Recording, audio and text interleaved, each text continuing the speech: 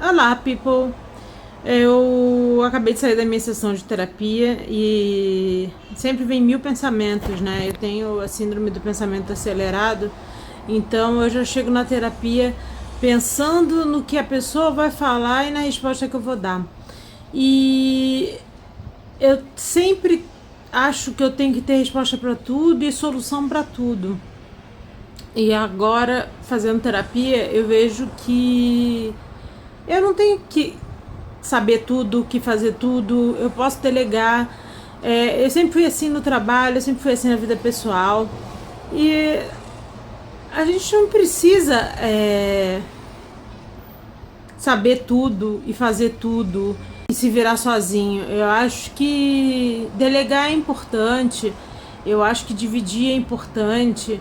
E não tem nenhum problema nisso. Eu acho que a gente não é inferior por causa disso.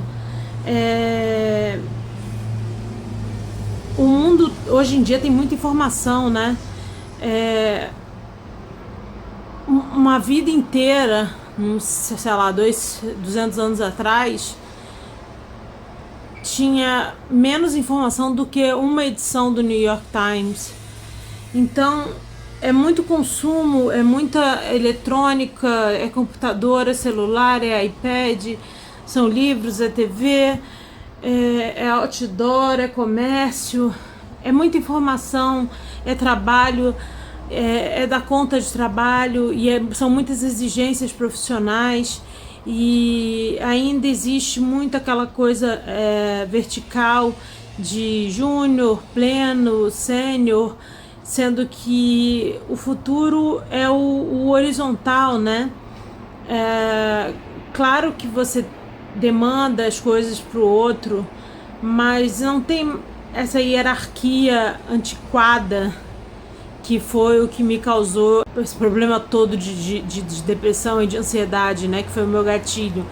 Hoje eu vejo que, óbvio, desde criança eu era uma criança ansiosa, eu parava tudo para anotar as coisas, eu sempre tive mil coisas na cabeça, sempre tive pensamento acelerado. Mas o mundo moderno te estimula nisso.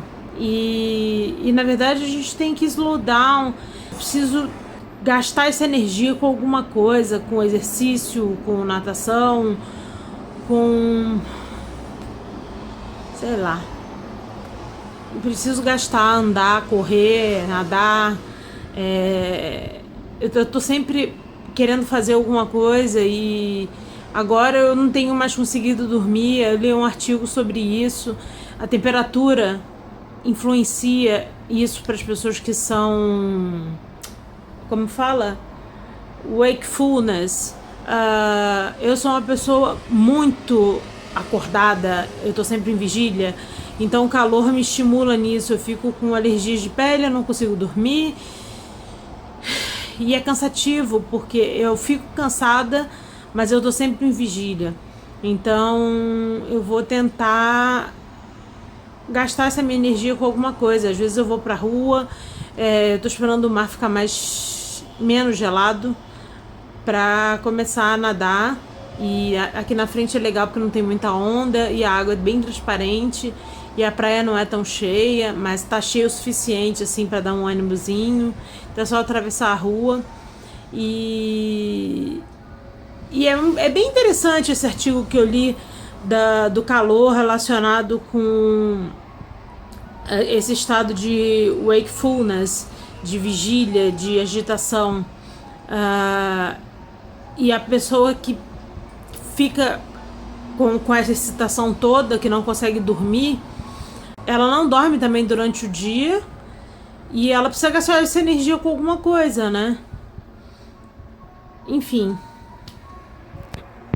Ó, voltando aqui, o sonho, dormir, né, é claramente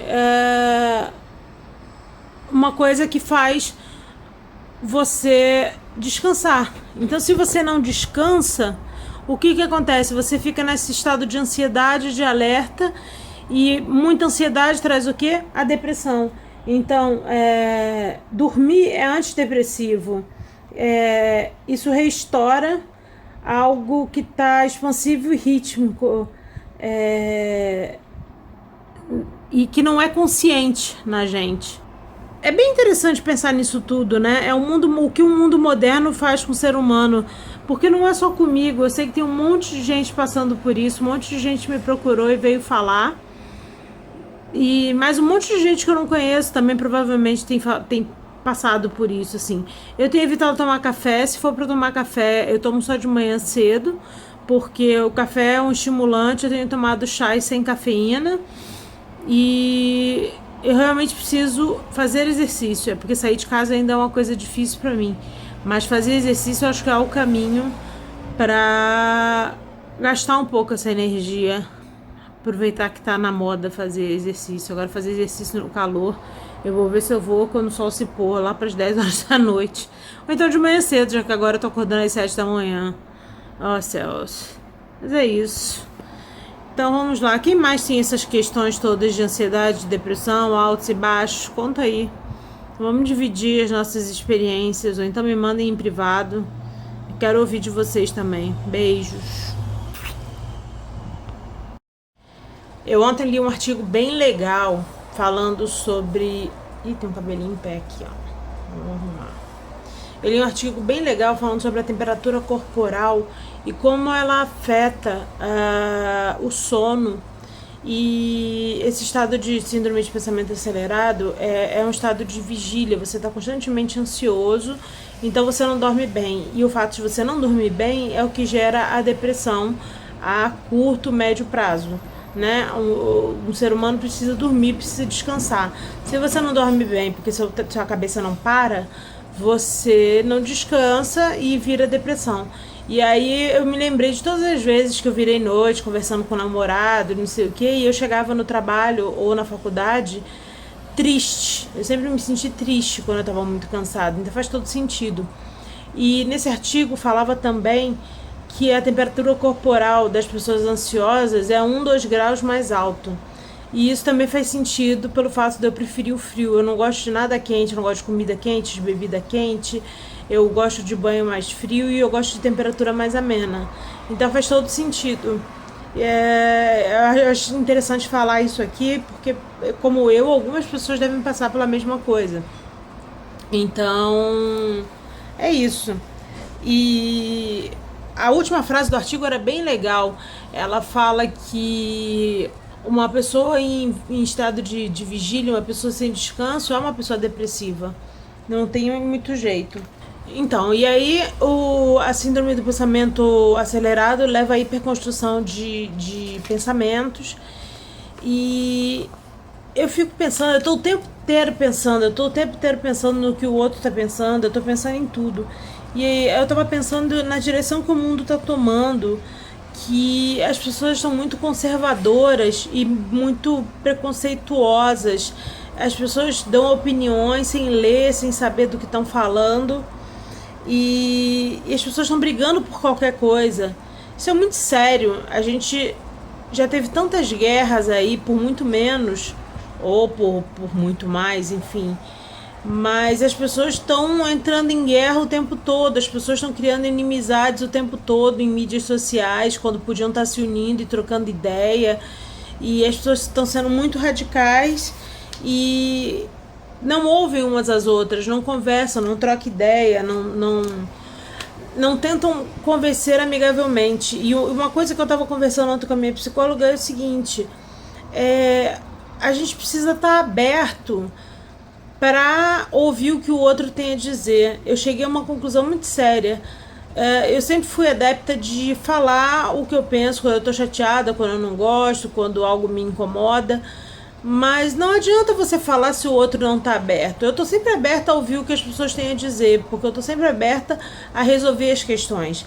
Agora, quem não tá aberto, não adianta nada você falar, é perda de tempo. Pra que eu vou escrever um e-mail ou vou procurar uma pessoa para falar, olha, isso aqui não foi legal, olha, isso aqui aconteceu isso, me gerou isso. Se a pessoa não tá pronta para ouvir e pronta para analisar e enfim, isso é muito sério, isso é muito triste, porque não dá pra gente viver num mundo em que as pessoas estão fechadas umas para as outras, com armaduras. Uma outra coisa também é que o preconceito é cultural. Essa coisa de chamar as pessoas de o viadinho, a gordinha, ou não sei o que, muitas vezes, não estou dizendo que sempre, mas muitas vezes é por ignorância. As pessoas falam sem saber do que estão falando. Então, é errado você se referir a alguém como aquele narigudo, aquela gorda, aquele viado. Ah, meu amigo viadinho, não sei o que. Só que as pessoas falam isso por ignorância e não percebem que você tá denegrindo, você tá ofendendo, você tá falando de um, entre aspas, defeito, de uma característica que não é para ser acentuada. As pessoas são como são. Gordas ou gays ou narigudas. Então a gente deve se referir às pessoas, aquela pessoa X que tá com a camisa amarela ou qualquer coisa assim. E eu acho que a gente não tem que aceitar mais essa coisa de viadinho, de gordinha, de gorda, aquela gorda, aquele narigudo, aquele cara esquisito. Eu acho que não é por aí. Então a gente tem que respeitar os outros, tem que respeitar as pessoas são como são. Eu ontem saí na rua, ontem fez bastante calor, eu saí na rua com vestido de alcinha e eu tô com esse cabelo azul e eu moro numa cidade pequena. As pessoas todas me olhavam. Eu sei que aqui tem muita gente de fora por causa de Gibraltar. Então tem muita gente tatuada, tem muita gente com cabelo colorido, mas é uma coisa que ainda chama atenção. É uma coisa comum, como é em Londres, por exemplo. Eu não sei, eu tava falando com o meu psiquiatra, quando eu cheguei lá, ele me viu com as tatuagens, ele falou, não sabia que você tinha tantas tatuagens. Eu não sei o que ele pensou, não sei se ele pensou que eu uso drogas, ou que eu já usei, ou que, enfim... Porque tatuagem, cabelo colorido, isso sempre é levado pro lado pejorativo das drogas. E, gente, eu mal bebo. Eu nunca fumei um cigarro, eu nunca experimentei nada. Eu só tenho cabelo colorido e tenho tatuagens e piercings. Então, a gente tem que pensar muito antes de falar. Muito antes de julgar. Porque as pessoas são como são e às vezes elas são bem diferentes do que a gente imagina. Então é isso, vamos pensar aí e vamos tentar conversar e vamos tentar se abrir para ouvir o outro. Eu acho que o mundo vai ficar melhor quando as pessoas conseguirem conversar e ouvir o outro e trocar ideia. É isso, beijo.